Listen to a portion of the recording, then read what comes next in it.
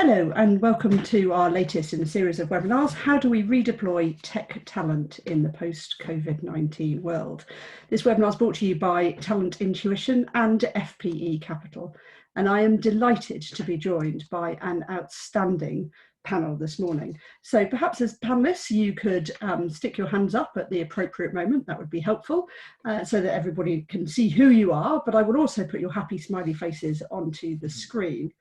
So first and foremost, we're joined by Andrew.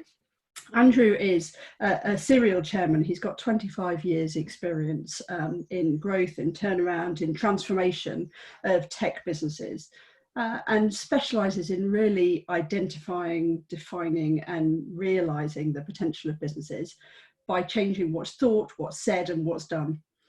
He's currently chairman of SkyChem, which is a PE-backed business, and he's leading a significant investment and growth plan. He's also an advisor to Tech Italia and to British tech startups, and I'm told is a keen cyclist and often seen in Lycra.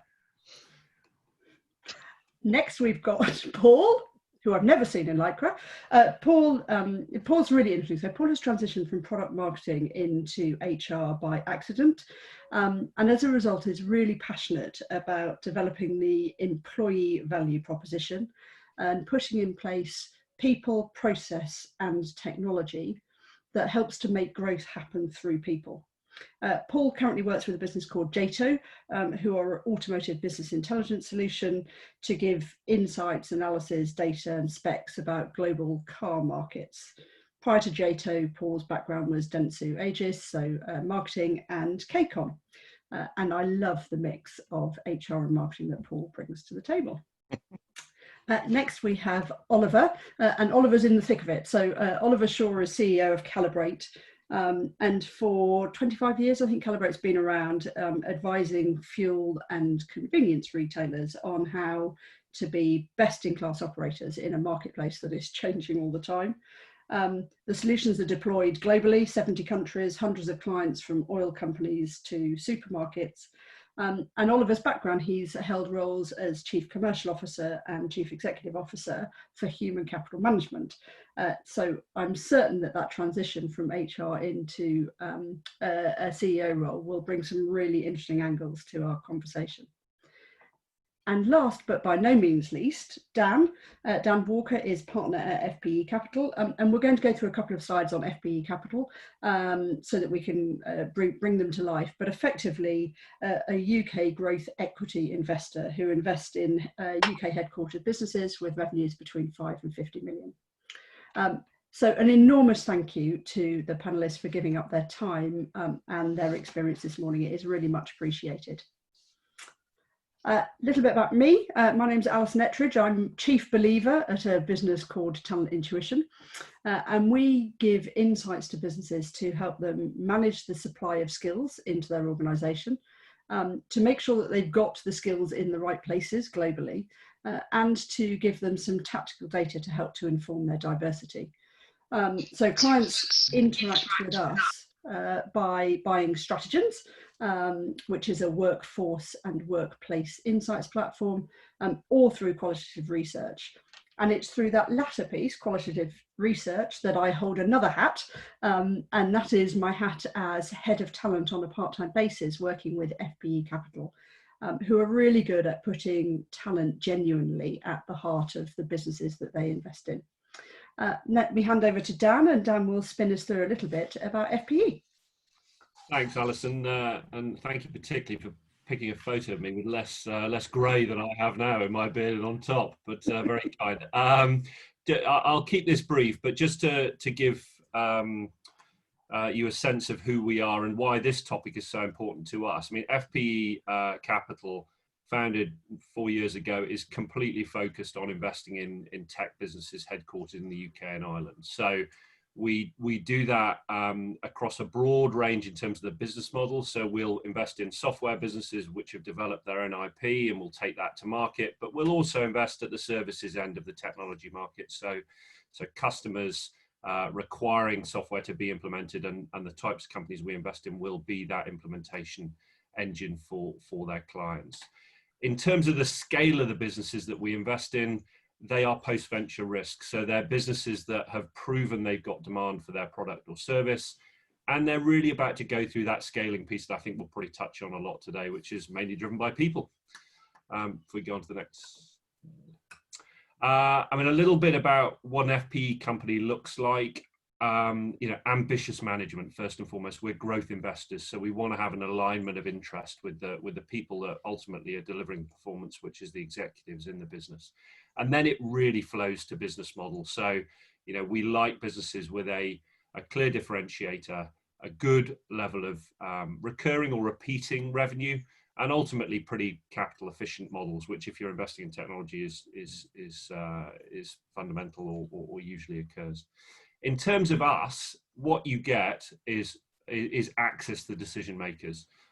So myself and the other three partners, we're engaged with the companies we invest in, but we're also the investment committee. So there's no lost messages between what our managers tell us and what the decisions we make in translation to other third parties. In terms of our business, we're on a growth trajectory as well. So we've gone from £50 million fund to £100 million, and we hope to raise again in the not too distant future. And we've invested that capital into some great UK headquartered tech businesses, of which some logos are there.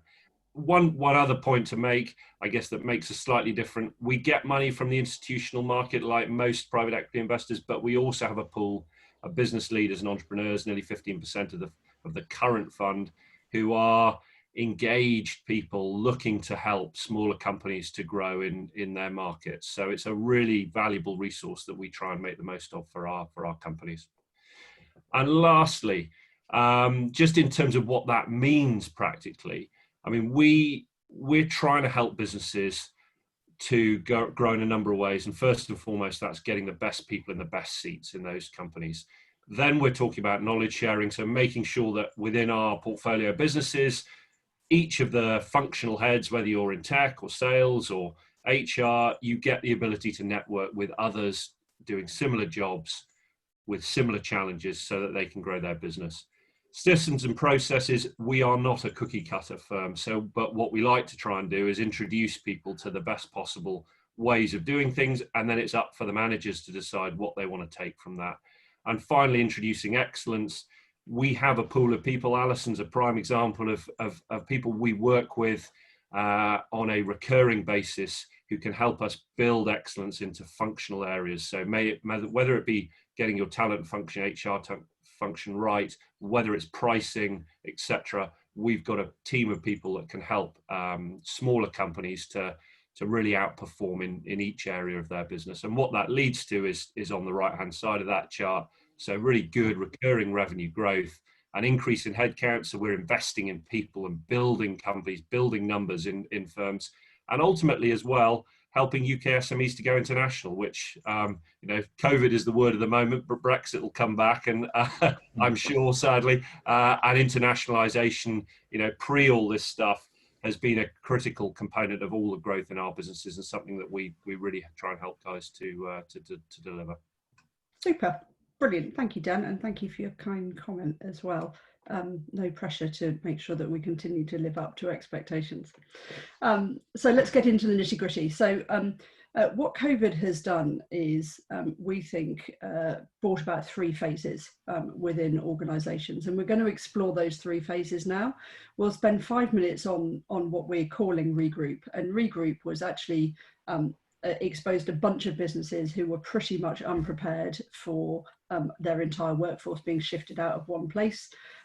They recognised that there were massive gaps in their business continuity plans, but actually there was a whole host of businesses, many of which are tech businesses, that didn't skip a beat, that were very used to having people working in a different way and in a different manner and managing this way. And so I think we'll pose some questions to the panel around regroup. We'll then talk about rethink, and this is what were the things that organisations did absolutely at speed in order to start to adapt to what people are calling a new normal, though we are a million miles away from a new normal in reality, but also to then look at the impact, particularly on things like real estate and the relationship with people and work and some of those things. And then finally, we'll look about redeploy. And this is about the future and what do we think some of the challenges are around optimizing where people are and how people are working for high growth organizations in an environment where actually global corporates are making some really significant changes that could well have an impact on our audience who are listening today.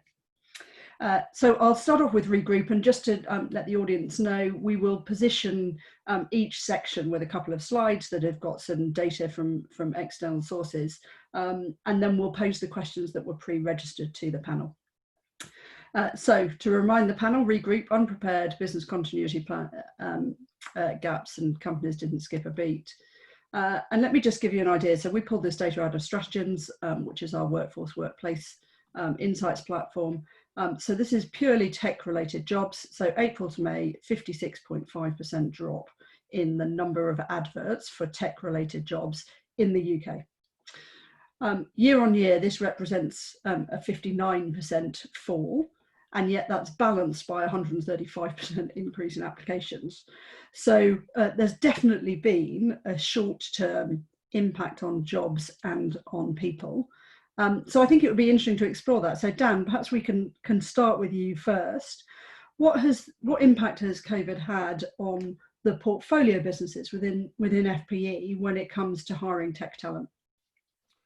Sure. I mean, I would go back almost just to set the scene to pre-COVID times, because we run an annual survey, growth survey, in conjunction with MBA students at the Cambridge Business School, asking about what the inhibitors to growth in tech businesses are. And 86% of respondents said getting access to good talent was the biggest challenge. That was a survey that we published in December, ran all last year. And I have to say, COVID has not changed that challenge. So, it's presented new challenges in terms of how you recruit people, but fundamentally there's a shortage, I would say, certainly for the businesses that we invest in, when they look at how to get and grow their capabilities in technology.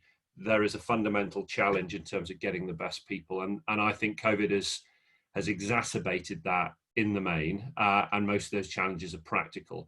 I have to say we have seen pockets of difference at a regional level. So some of our businesses have seen opportunities to fill in gaps or accelerate their hiring plans in particular regions where maybe there's quite a lot of tech talent in that region, and maybe it's centered around DevOps businesses that are body shopping for other larger customers where the projects have dried up. That stat, interestingly, Alison, I thought about number of applications going up, I suspect is because people have had less project-based work. You cut costs on things like that in this environment. And so I think we are seeing opportunities for our businesses where they've got a long-term plan to hire, and actually suddenly there is a short-term flush of talent coming onto the market. So I would say it's a balance. Long-term, I don't see a huge change, but short-term, there have been one or two things that we've picked up on where companies can take advantage of that. Paul, you were nodding furiously through that. I was, and I think to a certain degree, when I think about pre-COVID, and I think about the dreaded word succession, which also connects into workforce planning. And I think in the years that I've been working in HR, it's almost a dirty word when you sit down with a leader to talk about succession, and often it's a kind of batted away with, we don't need to worry about that at this point in time. And how unfortunate that such a dreadful situation actually prompts the realization, oh my goodness, we do need to think about this. And particularly in the area of tech expertise, it's a highly mobile market. And unless we actually engage with the people that are working in our organization and actually help them to realize that they are hugely valued for the contribution that they make, they will be off, they will go. And it's interesting that as soon as COVID hit, when we then said we need to have an emergency succession plan, we had the oh my God moment within a week, when people realized actually we're woefully lacking in terms of our bench strength. And it was then suddenly the focus on us. Well, what are you going to do about it? Which was also quite fascinating. So I think it's terrible that it's been such a wake-up call, but no more important for small organisations who do not perhaps have the wealth of fat that can often exist in bigger organisations, dare I say it, that they have to be really, really focused on who is going to take over from who. And that also is just from a growth perspective as well. So good that it's become a focus, and now really it's about how do we move that forward and make it practical and real. Yeah, and I think there's something you said then, Paul, which I think was really interesting. Yeah, we do a lot of succession intelligence work for big corporates, and it's interesting how there is a perceived level of fat. Actually, when you start to challenge an organisation and say, what are the skills that your business needs in the future, not for the here and now, but what are the skills your business needs for the here and future? So we call it capability planning, actually, rather than succession planning. Yes. Then actually you discover that they're much thinner than they would like to be. Yeah, Oliver, totally. what have you done at Calibrate in terms of kind of workforce planning and thinking about resilience? To be fair, in the detail of COVID, actually, we didn't have to do much, in the sense that actually we quite quickly worked through the idea that we didn't have a drop in capacity that meant that we could or needed to furlough, and I was quite certain about that. And you know, the next stage then was looking at how we made sure that we had focus around our key areas of actually DevOps as it happens, and making sure that we had, you know, effectively a reasonable sort of strength in depth around being able to support those teams should we see people dropping out. So that didn't feel abnormal. I mean, I think that sort of quite quickly resolved itself in terms of our operating practice. I think the place where I'm having, if you like, the most interesting conversations is around the rapid evolution of the change in the employment market, which is exactly what was detailed on your slide. Yeah. And so, you know, I would sort of offer two or three things. You know, the first one is that I'm slightly struggling in communicating with my exec team, in the sense that they still think they're in February and we're now in, you know, August, and they're sort of saying, well, let me go and hire exactly the skills I want for that job in the way that I used to through an agency. And I'm saying, no, I think we're in a different world, and I think I probably want us to do it in a different way. The second thing, which I think is a you know, sort of a general problem with tech in particular, is that there is a view that when you hire a job, you hire for the specific skill set that is listed and required for that job. And one of the things that I think we haven't done well in the industry is really focus on how do we, you know, hire great talent at 23 or 24 and build them into this sort of multifaceted, you know, culturally exposed, tech leader that can help us build our business over time. And so what we end up with is all of the bad things that go around that, the problem. We go and hire effectively people with exactly the skills we want at exactly the moment that we want them, that funnily enough want to come into our organization to get another skill so that they can move on to the next keyhole job in a year's time or 18 months time.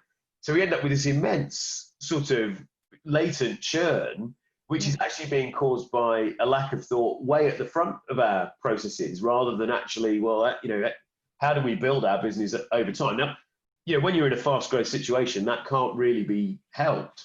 But as you get scale, you know, we really need to work out that if our growth plan is to be twice as big in 3 years' time, then I need to be hiring those people, you know, maybe even now, so that they have the skills that I want at the point that I get there. And I think that connection between the length of time it takes to get the right people in your organization doing the right things is a massive disconnect in the way in which people think about it. if that makes sense. Yeah, and there speaks someone who's got a human resources background who's transitioned into a leadership role. Yeah, we need to look at a proactive approach. Andrew, how much do you challenge? It's quite interesting in the chair role. How much do you challenge on a proactive approach to resourcing and hiring and growth rather than a reactionary approach?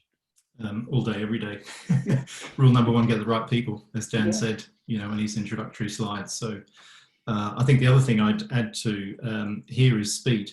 When you're in an investment situation and growing fast, you want to move fast. And I think everybody on the panel would agree that, for us, our investee companies can't move fast enough.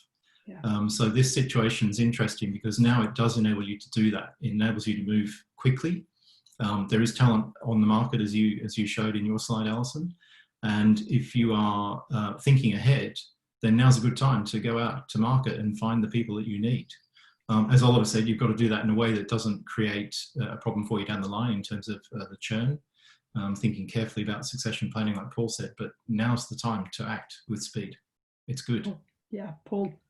There are a couple of things, a couple of observations or things that are stuck in my mind in terms of helping the current organisation that I'm working with navigate through this faster pace. But there are two things that I wanted to share with everybody. Something that goes around in my head in a lot of dialogue with people who have that sense of urgency and want to move forward quickly. To a hammer, every problem looks like a nail. When somebody is caught in urgency, they will instantly see the nail that they need to hammer. And the other piece that I'm trying to encourage people to do is to stop, challenge what's going on in their head, and then make the choice. So, try and overcome that temptation to hammer the nail, because that's what you've always done. Or that's what you're thinking about right now because you're in that urgency space, and just challenge what's going on in your head. Exactly, Oliver, to your point, think about, is that the absolute perfect thing to do at this point in time, or will you buy yourself a problem in 12 months, and then act after that? Yeah, really interesting. Now, I promised we were only going to spend a few minutes on that, and needless to say, we've spent significantly longer than we should have done. So I'm going to control the panel and move us into rethink, so that we do get to redeploy, because that's the really important bit. So this is actually, and we've touched on some of this already, this transition from crisis to control, but particularly the impact on resilience planning, real estate, and the relationship with work, because I think we're seeing enormous changes, particularly from the big corporates. So I'm going to start by saying actually that the kind of short term, there are people on the market, is going to be short term, and I think that's important. So this is ONS data, and this effectively says, okay, what were the businesses that have continued to trade throughout COVID? And you can see that the majority, more than 90% of tech and IT businesses continue to trade and indeed are currently trading. But if we also look at this, that actually a significant proportion of those businesses have seen no change or indeed an increase in their turnover.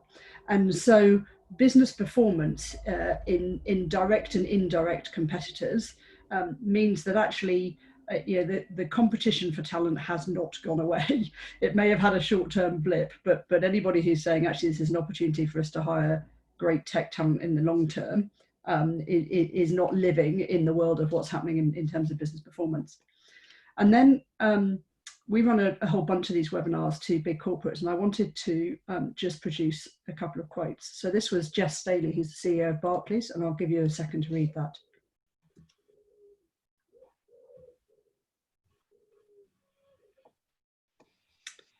This is Twitter.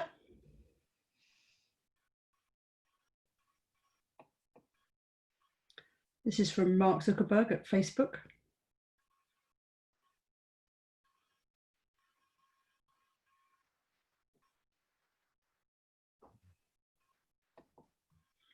And this is from Matt Sinnott, who is an interesting title, People and Property Director at Lloyds Bank. Now, if I'd stopped those 4 logos on the screen in January and said, what do those businesses have in common? we would have really struggled to find some sort of commonality. But the reality is that every single one of those businesses and a whole bunch of others are all saying there is no need for their employers to come into one space any longer. And so this is a completely different world from an employee point of view. And they're not talking about this in just in a short-term manner. They are saying forever, and are making substantial real estate decisions off the back of this. Let me then bring that into perhaps some of the audience that are on the call today. So I attended a webinar last week from a business called Hubble HQ. And Hubble are really interesting. So they are a platform that's help you to search and book for either shared offices or serviced offices. So bang smack in the high growth tech space. And I was pretty convinced that they were going to come through and say everybody still wants an office, because that kind of made sense for their business model. But actually what was interesting was they surveyed 1,000 companies. 70% of those companies had somewhere between 20 and 60 full-time employees. So again, bang smack in this space. And they surveyed the workers. The majority of whom you can see from here were tech workers or general management or sales workers, rather than the founders. So this was actually how a workforce is feeling. This is the number of people who worked remotely before the coronavirus outbreak, and 60% were mostly in the office, and then some had a combination of other places such as cafes, commuting, remote working from abroad, and we'll touch on that a bit later, or a co-working space. Interestingly, most people had an assigned desk in the office. So most of the workforces in these organizations there was an expectation, because they had an assigned desk, that they were to arrive in an office at some point. And yet fewer than 10% had contact with their direct team 3 or 4 times a week or less. So actually from a management point of view, they weren't necessarily touching their team, they were just going to a place, which I think was quite interesting. Post-COVID, 75% of their employees said that they were more productive, and 84% said that they no longer want to work from an office permanently. So we've got this kind of mix of the big corporates who are changing their real estate footprint, and the tech workforces in SMEs saying, hold on a minute, we want something a bit different. In an environment where talent wants flexibility and big tech are going to open their doors to that flexibility, that I think presents a real challenge. So what conversations are you having, if any, about real estate and the relationship with work? Dan, is this something you've heard in the portfolio businesses at all, or not? Certainly. I mean, if I may, I'll come back to that last bit. There's a couple of points in those bits of data that I'd like to pick up on, and one of them, your productivity point, Alison. I think one thing we've seen particularly again in the development teams of our businesses, is the CTOs telling us, oh, our productivity's gone up when at the start of this period everyone's working from home. But actually increasingly we're hearing from a number of the guys now that our concern actually is the productivity of senior developers has gone up, but actually over time what's happening is you're not bringing the junior, the more recent starters along. They're not receiving that sort of mentoring, or it's a much harder thing to do, and therefore the sort of solving of problems as you go has got harder, and productivity overall, depending on the shape of your team, actually is diminishing. So that is definitely something we've seen or heard our CTOs talking about. I guess on the real estate piece, I mean, the reality is nearly all of our businesses have a mix, as your numbers I think showed today. So I guess tech businesses in the main are in an advantageous place to start with, because most of the companies already do a mix, and so it's a rebalancing as opposed to a wholesale change. And we have got 2 or 3 of the companies that I sit on the board of. One has made a big bet on real estate just before this, so they're slightly locked in. But another has got a decision point coming up later this year, and they are going to move to a smaller, more flexible co-working type site. I think decision to be made for sure, but that will enable them to provide more flexible hot desking type seating plan, but probably at half the size that they were before, and that will work for them because they've just concluded for lots of their business functions they can operate reasonably well remotely, but they still need a touch point from time to time. So they need a focal point, but ultimately it will be less physical than it used to be. Yeah, I think that's true. We're hearing quite a lot about spaces being collaborative spaces and no longer a desk. Paul, I'd love your views around bringing on the junior talent specifically. So in this environment, if you've got, Dan talked about junior developers, and you haven't got that over the coffee machine learning or whatever we may call it, what are the kind of practical advice and tips and tricks that you can give to people who are listening today? Sure. I think one of the things that we learned when we had to lock down and we sent everybody home around the world, Teams was MS Teams was a piece of technology that people had been resisting and bad mouthing for 6 months, and suddenly it's the best thing since sliced bread. But we also polled across, we ran a couple of surveys, pulse surveys, to understand what people were doing and how people were doing it. And it's very difficult to just think about translating what you do in the office. There's the conscious stuff that you do physically in an office, and exactly as you've said, Alison, there's the water cooler conversations that you're not necessarily conscious of doing, but they're actually happening. And so what we found was a couple of things. With MS Teams, people were still booking 1 hour long meetings until their ears hurt. And then they realized, actually, we only need 15 minutes to cover the topic, and then we can get off the call. The second piece was exactly to Dan's point, senior people much more productive because they've fallen into the trap of, now I've got some peace to get on with some work. And having to sort of remind them, it's part of your role is to bring these young talents on. So what we encouraged, where people hadn't already done it, was actually having daily check-in meetings at least. Some of our teams were having twice daily check-in meetings, so 15 minutes at the start of the day on Teams, 15 minutes at the end of the day, so that there was at least a proactive encouragement of a conversation. And then making it conscious for those senior people. Mentoring is just as easy over Teams as it is across the water cooler, but you do need to be conscious about it and make it happen. That leads itself really interestingly, I think, into leadership challenges and traits, because I think it's not atypical in terms of what we're hearing is, oh my God, the water cooler has disappeared and I can get on and do some work, versus, actually nothing is happening in my world and I can't do any work because I'm not bumping into the people who can give me some information. Oliver, how are you addressing that? So I think that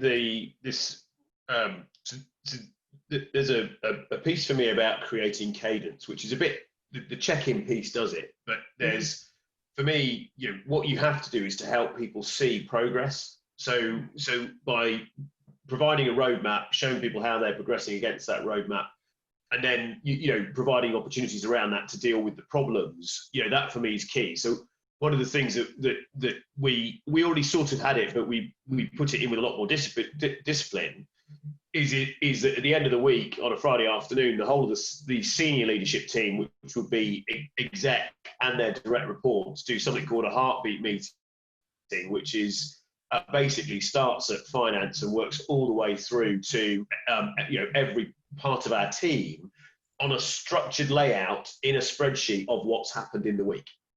And what that starts to do is it starts to bring in the cross-team conversations that wouldn't necessarily happen in this quite siloed world that we're now living in, if you like.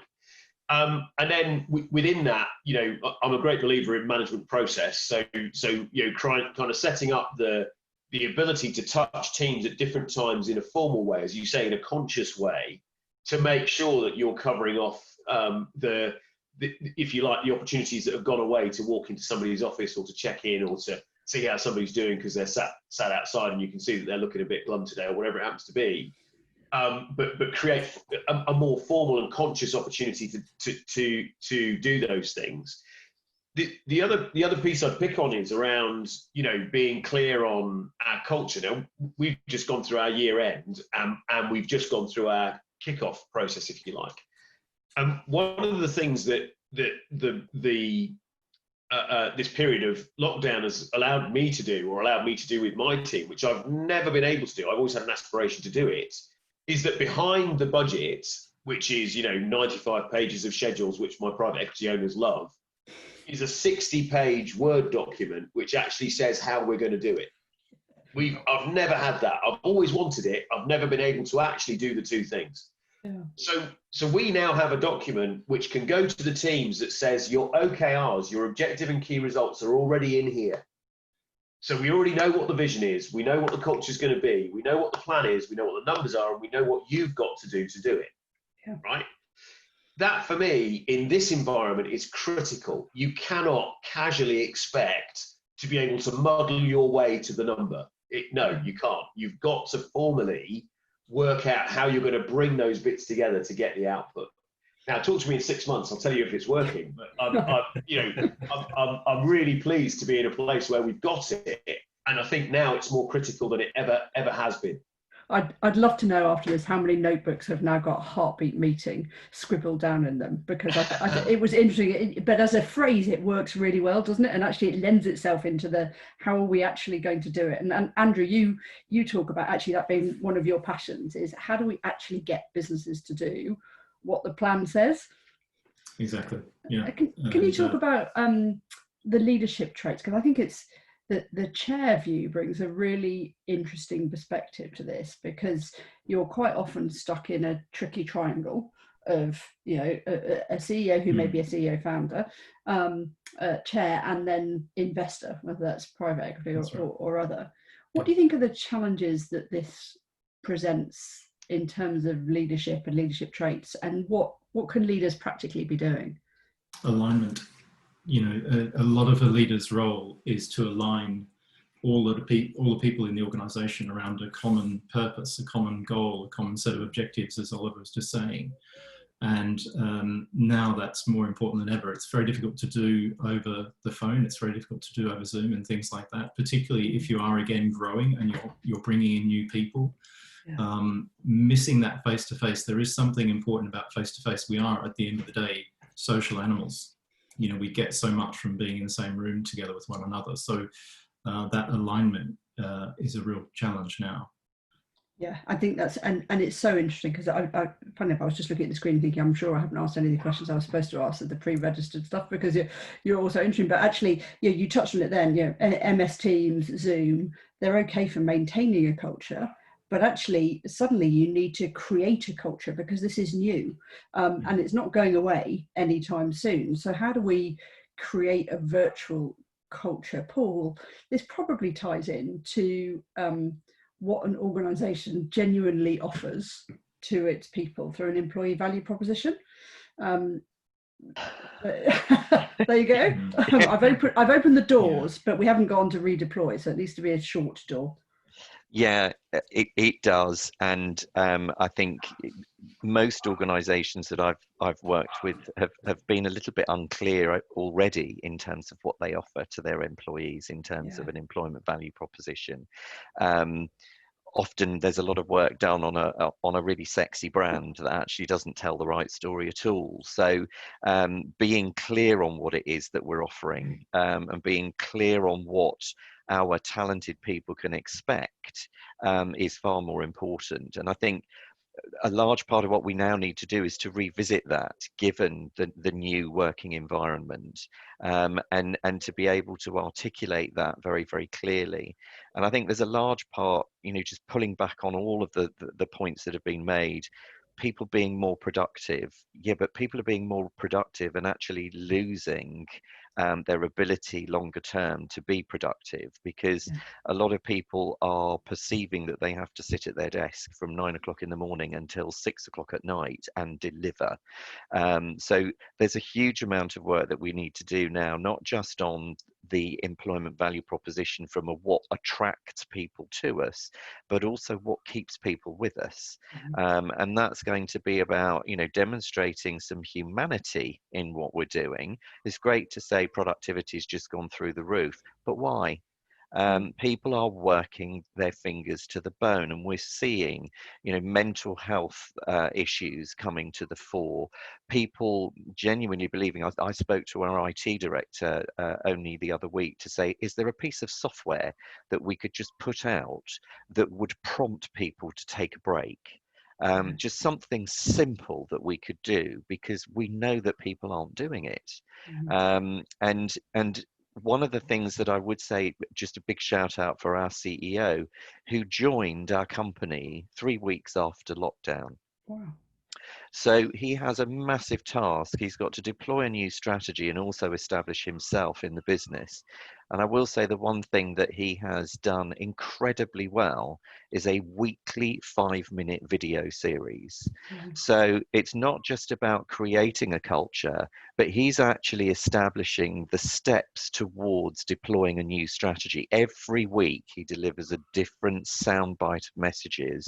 And he has an MS Teams chat group where people are very free to raise questions with him. And that's now feeding his video content, because he just responds to those questions. The key ones he delivers. It's incredibly authentic, and for 800 employees in 50 countries, it's probably been the single biggest engagement tool that we've had so far. And isn't that interesting? Because actually that ties into the question here about global teams working post-pandemic. Yeah, how do you get a consistent message across to people? This is a great way of doing it, because Absolutely. time zones suddenly disappear. I'm going to move us on, because otherwise we really are never going to get to redeploy, and then I shall be in big trouble with myself. I just moved us backwards, which was definitely the wrong thing to do. So let's focus on redeploy, and bear with me while I just talk a little bit about Stratigens, which is our workforce and workplace insights platform. So we believe, and this ties into some of the conversation that Paul was just saying, that actually we're heading to a world where the future of work has been accelerated, right? Yeah, everyone said that for it to happen, we needed digital transformation, we needed buy-in, and we needed trust. Well, you know what, all of that suddenly happened in 3 months. Whereas organisations had anticipated that was going to take 5 years. And as a result of that, we think that there is a maturity curve for organisations to go up. And organisations that are lagging behind are the ones that are still hiring pretty much around a location. As you move up the curve, you then end up with some people who are saying, well, actually, you know, I really like Bob or I really like Jane and they'd be great to work for us, so I'm going to give them some flexibility. And probably more into the space that we should be, which is we should have workplaces that are driven by the supply of talent that we can get for now and for in the future. But I think where particularly the large corporates are seeing an opportunity is around this opportunity to say, let me take a role and let me break that role down into different tasks and let me figure out where those tasks are best done. Because there's a whole bunch of stuff that needs to happen collaboratively. But actually, there's a whole bunch of stuff that you could still do sitting at a desk wherever you are. And I think that's driven, Paul, by some of the things that you were saying about the challenges on productivity. We're seeing a genuine personalization of work hours from people, where they're saying, actually, you know what, I'm managing kids, I'm managing this, I'm managing that. Oliver and I were speaking at 5:30 this morning, and we both said, actually, that's not unusual for either of us to be working like that. But actually, there's a space in the day when I don't talk. But the pressures that brought onto the team was we changed our email signature to say, just because I'm emailing you at 5:30 in the morning, please don't feel you need to respond. This is just my time. And I think this is what some of the big organizations are genuinely waking up to. And I think the impact that this has on our audience today is enormous, because it genuinely means that the competition for talent is going to be significantly greater. And if I take that to the next stage, what the corporates are doing is they're using Stratigens to compare their existing locations and say, what's the difference between the supply and demand in those locations? How strong is the labour pool across a number of different locations? And where can I start to engage with these talent?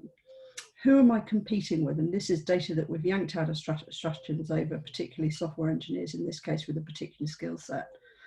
How does that skills population break down, and what do I need to pay them? Do I need to have a permanent workforce, or can I have a contractor workforce?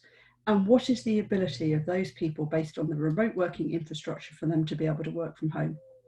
And when you take that, all of that data, and then say, okay, and these are the hotspots and this is where we think your workplaces should be, then I think what we're seeing is a real challenge for the tech businesses that have grown out of a place and built a culture and a place where people want to work and stay around a place and around a founder that is genuinely going to be challenged by the big corporates who are saying, we don't need a place, we already have a culture, we already have an opportunity for people to join. So if global corporates are transforming, what opportunity or threat do we think that that gives to growing tech businesses? I don't know who wants to take that. I'll leave it open, see who wants to take it. Dan, go for it. I'd slightly challenge it, I guess, in the sense that, the relevance of what a big corporate wants and is doing to the businesses, certainly that we invest in, which might be 10 to 100 people. Mm-hmm. Actually, we want people who want accountability and want to make a difference in their job, I guess, and are self-starters, almost at whatever level they're being hired at. Does that tally with someone who's going to join a big corporate for flexibility of work-life balance, etc.? That would be my question, would be whether you're fishing in the same pool, and therefore of sort of, I guess it's personality more than anything, personality and career aspiration. So I guess what it makes me think is our businesses need to really hire on personality as opposed to other things, or personality and ambition, I guess, because that's what fits the rate of innovation, rate of change, etc., that we're trying to drive in the companies we're investing in. So that was my thought on seeing that data. I think it's really interesting because there were lots of nods through that, but actually, without a doubt, when it comes to tech talent, you are fishing in the same pool. The portfolio businesses are fishing in the same pool, and I think that that pool has suddenly become more difficult. And if there's a message that I think needs to come out from this, it's that uniqueness around being a small business and look at we're all combined, I think is going to be challenged in some way through this. And it comes back to Oliver's point, who was absolutely on it right at the very beginning, that said, actually, why don't we just hire great talent? And stop hiring for the skill that we need now. Paul, you were looking as if you were going to say something then, so apologies. Are we fishing in the same pool? I think we are, and I think that there's another element that comes into this which we haven't really covered specifically, which is generational. Sadly, the rest of all of us here, with the exception of you, Alison, are pretty pale and pretty male. I'm not going to use the third word, but if we think about that young talent, it's the intrinsic value that working for an organization brings. It's not necessarily about all the frills. So what is the purpose? What's the coolness about that business that really would attract me to go and work for them? So it does come back to that very, very clear and appealing employee value proposition, but not pretty colors and logos and all the rest of it, but actually what is special about working here? What can you expect from our organization that you might not get somewhere else? If we can appeal to the sense of purpose and the strong values that our young people have today, then we differentiate ourselves for fishing in that same pool. That's what I wanted to say, really. Yeah, so I remember one of the FPE portfolio businesses, a business called Introgen, who did a video clip where they'd got a whole bunch of employees who came bouncing out, and they said in front of a video, what's the thing you love most about working at Introgen? And it was fascinating because one of the first things is that the employee said was karaoke.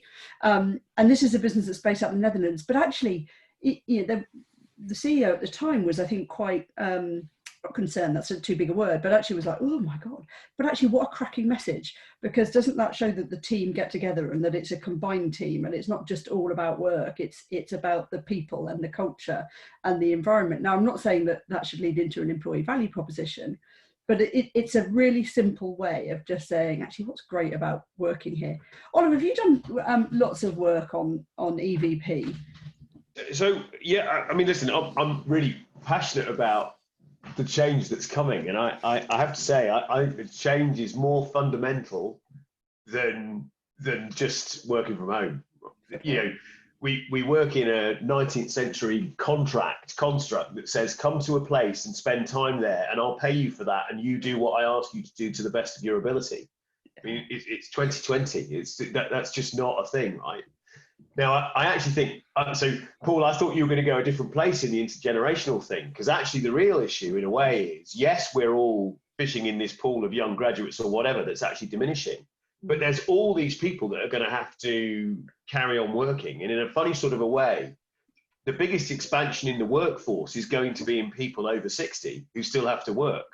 So how do we engage them in a world where we say that tech industries are important, and we're going to ask them to experience work in a way, if we engage with that they've never had to before, and perhaps the low skill or the low intensity jobs that they might have gone into probably won't exist in quite the same way that they did. I haven't got an answer to that, by the way. My third point is going back to something that was a bit 1990s, and actually, when I heard about this, I thought it was rubbish.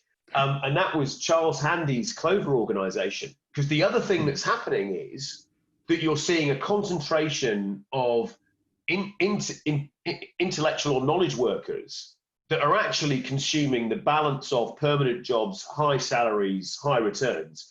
And with no disrespect to Dan, private equity is a really strong example of that. And actually, when you look at the rest of the workers, they're either professionals that are brought in when they're needed, or they're lower skilled and therefore share a lower amount of the spoils, if you like. And so then you throw into all of this the flexible question, which isn't just about where do I work, it's also how long do I work and what do I do and how many organizations am I in? Yeah. The stunning statistic at the start of this presentation is that already, without this happening, 40% of people were in some sort of flexible construct at work. That's quite a stunning statistic, really, because that's happened without any strategy or without any incentive, other than that's just the way that it's evolved.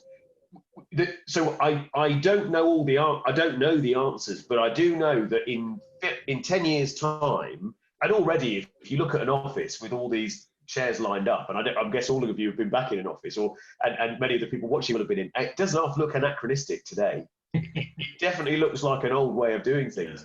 So I think we have to guide.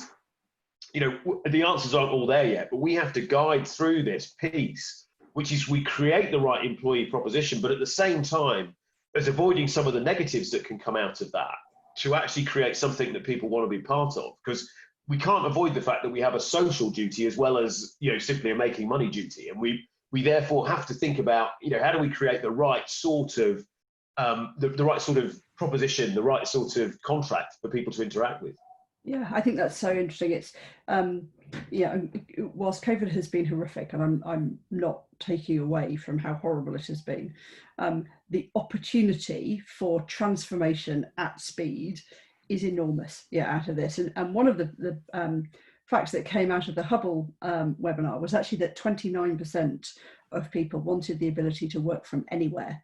And this wasn't, I want to work from a hotel or from a cafe or from home, it's anywhere globally.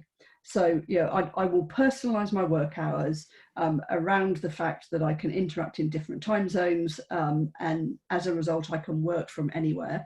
And I don't want my pay to differ.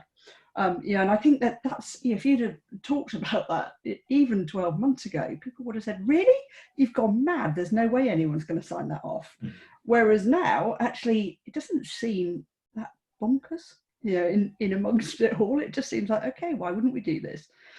And there's some really important questions, though. Sorry to cut across, which is, and we've touched on it a little bit, but whether this, the statement in the press is this, and whether this is actually true or not is debatable. But there's this view that to your point, really, Paul, white middle class, middle aged managers are really comfortable in their big house, working from home in their nice room, or their nice garden room or whatever it is. Then you've got a bunch of people that are not in a situation where working flexibly in that way is going to work, because they're working at a kitchen table in your standard sort of 3-bedroom terrace where there isn't a separation between kitchen, living room, and anything. So is that really how we want our customer details to be exposed, and is that really the environment we want people to work in? How do we see that evolving? And then you have this third element, of course, which is how do you get people engaged in your business and your culture and bring on their skills and all the rest of it in an environment where they're dispersed? this requires a lot of thought. This will work incredibly well for some people, and it will work incredibly badly for some others. And we need to make sure that it doesn't become another area of discrimination or lack of opportunity. I think you're right, Oliver, and I think just building on that, one of the observations that I have is that we're all sitting here thinking about what is the answer, and often leaders all sit there thinking, what is the answer? You know, what I need to find an answer. And the biggest danger is we've got a workforce that probably has all the ideas in their heads, and very rarely do we engage with them and ask them what they think. So, for example, you know, to your point, Oliver, we use the analogy of a 3-bed terrace. Well, let's take our attention to Shanghai, where we have had to open our offices because most people live in a 1-roomed apartment with 4 other family members. It is damn near impossible for them to actually work productively in that kind of space. So we have to listen to everybody to understand exactly what those individual challenges are before we can come up with any kind of standard, if there is such a word, solution to this challenge.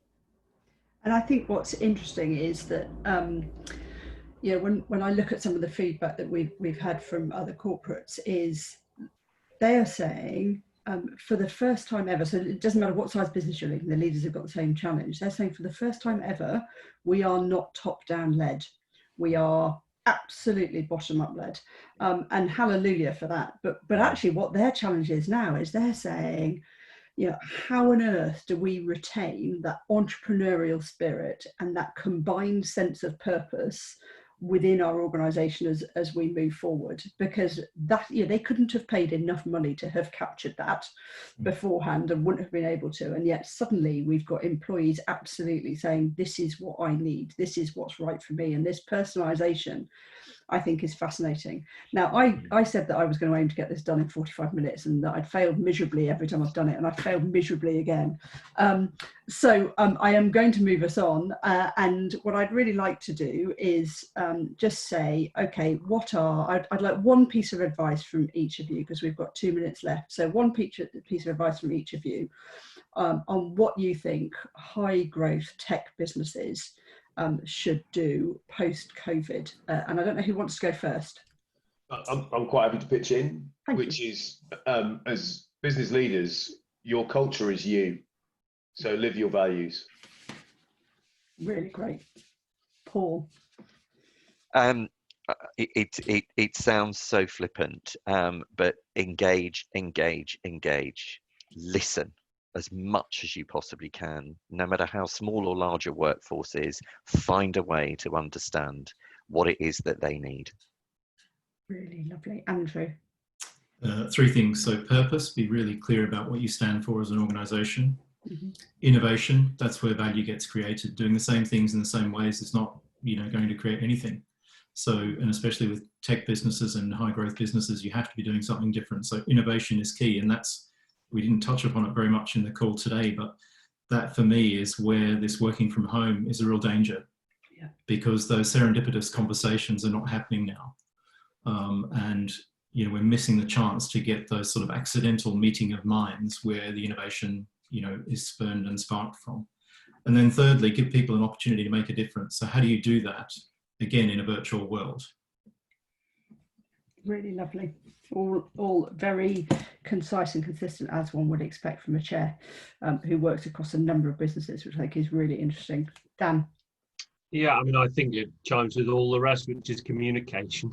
You know, you've just got to keep communicating, and that is something that I think internally at our business at FPE, just getting a cadence of regular conversations, but then it's beyond that. It's how you have those ad hoc conversations that where great ideas come from, where you pick up on people's state of mind, and you know, that is something you just can't lose at the moment. You've got to work harder than ever at it, because it just doesn't come naturally in a remote environment.